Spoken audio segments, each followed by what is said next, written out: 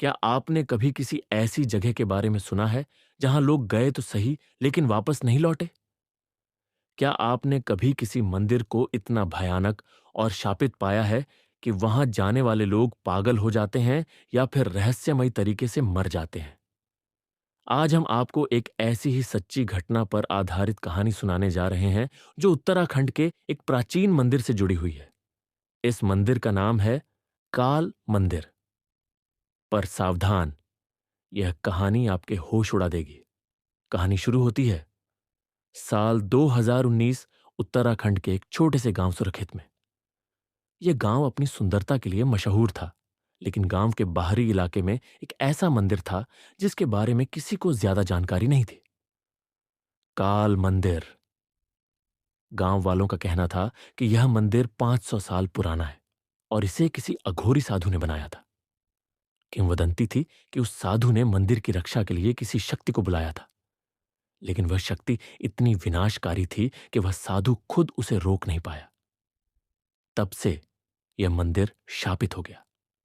गांव के लोग इसे मृत्यु का द्वार कहते थे, क्योंकि जो भी रात के समय इस मंदिर में गया वह या तो गायब हो गया या फिर पागल होकर वापस आया। राघव एक फ्रीलांस डॉक्यूमेंट्री फिल्म मेकर था जो अपने दोस्तों के साथ रहस्यमयी जगहों की खोज करता था। उसे इस मंदिर के बारे में पता चला और उसने तय किया कि वह अपनी टीम के साथ वहां जाएगा और इस रहस्य की तह तक पहुंचेगा। राघव की टीम में उसके 4 दोस्त थे। Nisha, paranormal expert; Avinash, cameraman; Sameer, drone operator; Trisha, researcher. पांचों अपने कैमरों और उपकरणों के साथ रात 12 बजे काल मंदिर के अंदर जाने के लिए तैयार हुए। मंदिर बाहर से टूटा फूटा लग रहा था, लेकिन अंदर घुसते ही अजीब सी ठंडक महसूस हुई। हर दीवार पर अघोरी मंत्रों से भरी ताम्र पट्टिकाएं जड़ी थीं। अंदर पहुंचते ही त्रिशा को महसूस हुआ कि कोई उनकी परछाइयों के साथ खेल रहा है। अचानक समीर ने ड्रोन उड़ाया तो कैमरे में कुछ अजीब कैद हुआ। एक साया जो इंसानी नहीं था बल्कि हवा में लहराता हुआ दिख रहा था। यह क्या था? अविनाश घबराकर बोला। तभी मंदिर के अंदर से किसी औरत के रोने की आवाज आई। वो आवाज ऐसी थी जैसे कोई सदियों से दर्द में तड़प रही हो। हमें यहां से निकलना चाहिए, निशा ने कहा, लेकिन राघव ने मना कर दिया। वे जैसे ही मंदिर के गर्भगृह में पहुंचे, वहां एक पत्थर की मूर्ति रखी थी।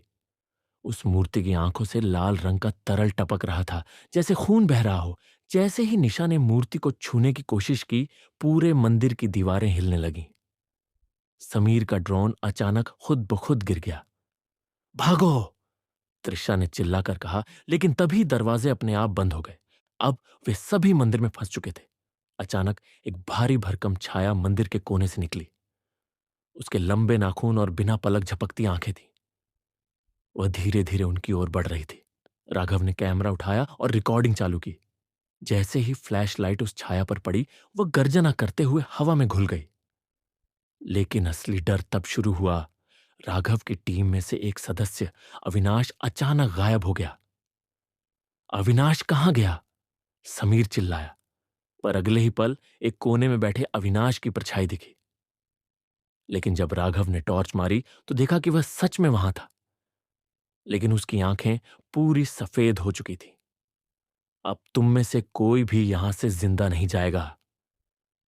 अविनाश की आवाज दोहरी हो गई थी, एक इंसानी और एक किसी अनजान भूतिया शक्ति की।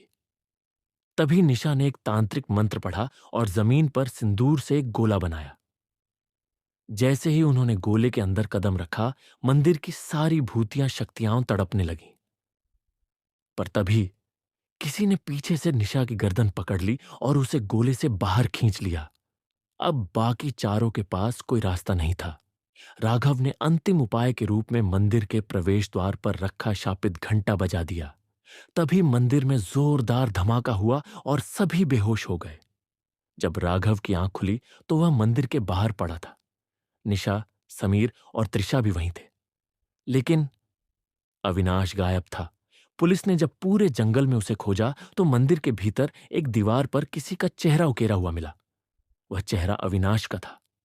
गांव वालों ने बताया कि यह मंदिर हर 100 साल में एक बलि मांगता है, और इस बार अविनाश वह बलि बन चुका था। दोस्तों, यह कहानी सिर्फ एक डरावनी कहानी नहीं, बल्कि एक सच्ची घटना पर आधारित है। उत्तराखंड में सच में ऐसे कई मंदिर और स्थान हैं जिनके रहस्य अनसुलझे हैं। क्या आप भी ऐसी जगहों के बारे में जानते हैं? हमें कमेंट में बताइए। और अगर आपको यह कहानी पसंद आई तो हमारे चैनल एंथॉरर को जरूर सब्सक्राइब करें, क्योंकि हम आपके लिए ऐसी ही डरावनी कहानियां लाते रहेंगे। डरना जरूरी है, क्योंकि कभी कभी डर ही आपको जिंदा रखता है।